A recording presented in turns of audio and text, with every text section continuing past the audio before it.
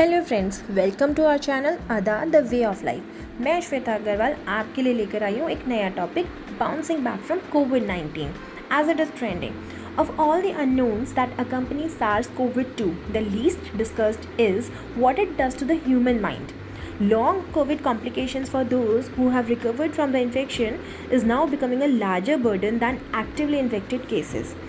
India में 4.89 lakh active cases हैं, जिसमें से 8 million have recovered, but doctors का कहना है कि इनमें से बहुत सारे पेशेंट्स अलग अलग शिकायतों के साथ वापस आ रहे हैं, जैसे कि headaches, insomnia, fatigue, shortness of breath, body pain, lack of appetite, sore throat, diarrhoea etcetera etcetera.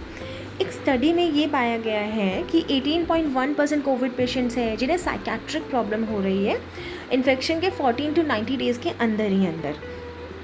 कोविड-19 बहुत ही एंग्जाइटी प्रोवोकिंग है, ना ही सिर्फ पेशेंट्स के लिए बल्कि non patients, carers, health care professionals, सभी के लिए, सभी को इसने बहुत अफेक्ट किया है।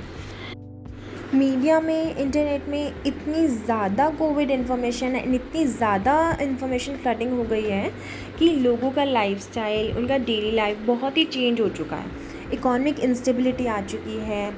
कोविड में सोशल डिस्टेंसिंग इतना मेंटेन करना है, गवर्नमेंट ने इतने सारे रूल्स इम्पोज कर दिए हैं जिसकी वजह से एलिनेशन की फीलिंग, गिल्ट की फीलिंग बहुत ज़्यादा डेवलप होने लगी है, और स्पेशली पेशेंट्स को और उनके रिलेटिव्स को। इनफैक्ट पीपल जो कभी सिक नहीं थे तो वो भी आईसीयू बेड को देख देख के ऐसा इल डिफाइंड होने लगे हैं। मतलब जैसे हम एक टर्म का दे देते हैं, कोविड फॉग, मतलब इतना ज़्यादा डर जाना कि नम्ड लिम्स हो जाना। वो अपनी लाइफ के डेली एक्टिविटीज़ को कैरी ऑन नहीं कर पा रहे हैं नॉर्मली। बहुत ज़्यादा उन्हें फटीग फील हो रहा है, स्लीपलेस नाइट्स हो रही हैं, उनको अपना बेस्ट नहीं दे पा रहे हैं किसी काम में। They are not able to perform academically, occupationally, potentially, physically, they are not fit.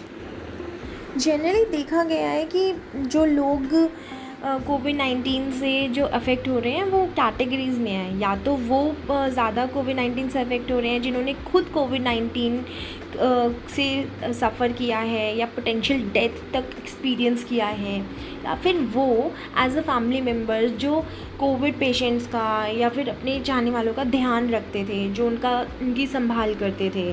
जैसे कि जर्नलिस्ट हैं, वो पूरा टाइम पेशेंट्स के आसपास रहते हैं, वो अपनी आंखों से उस चीज़ को एक्सपीरियंस कर रहे हैं, कोविड-19 के सिनेरियो को एक्सपीरियंस कर रहे हैं। मेडिकल एग्जामिनर्स हैं, hospital personnel, health care workers, ये सबसे ज़्यादा अफेक्टेड हैं इस चीज़ से।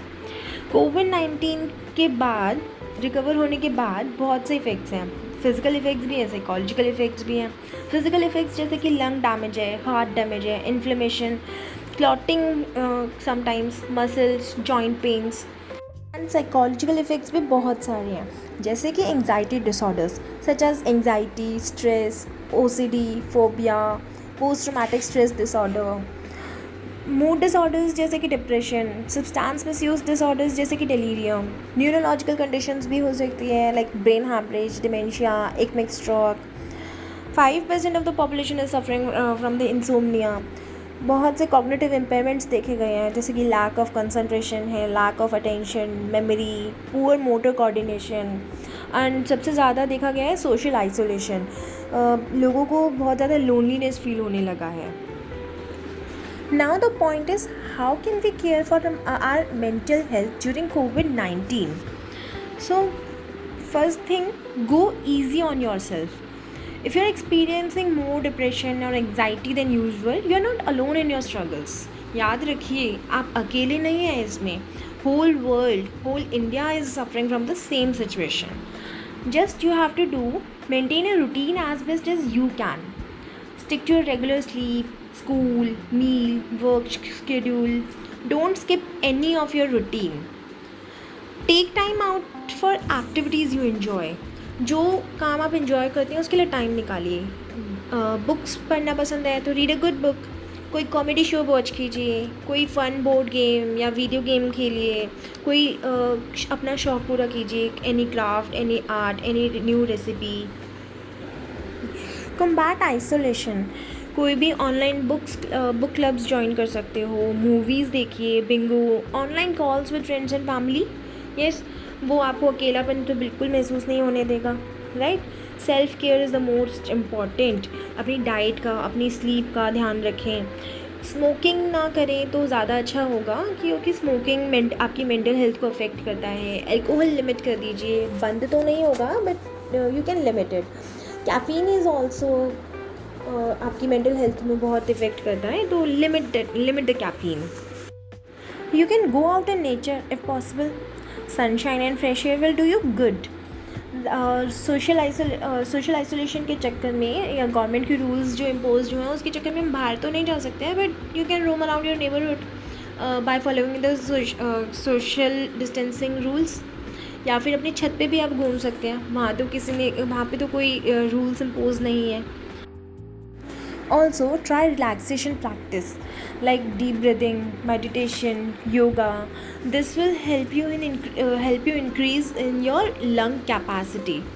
Also, try head nods, rotations, eye nods. This will help you turn on your vestibular system. आपकी बॉडी का बैलेंस ये मेंटेन करेगा, जिससे कि आपको डिजीनेस फील नहीं होगा, चक्कर नहीं आएंगे। And most important, stay active. Help you release anxiety, relieve stress and manage your mood. तो build your strength, do exercise, gain endurance, cardio करें, एक्सरसाइजेस करें, अपने आप को एक्टिव रखें। तो बॉडी एक्टिव रहेगी तो माइंड भी एक्टिव रहेगा। तो इन चीज़ों को ध्यान रखते हुए आप अपनी मेंटल हेल्थ का ध्यान रख सकते हैं। इसी के साथ मैं आपसे चाहूँगी अलविदा। तो अपना ध्यान रखिए, stay happy, stay healthy and keep smiling.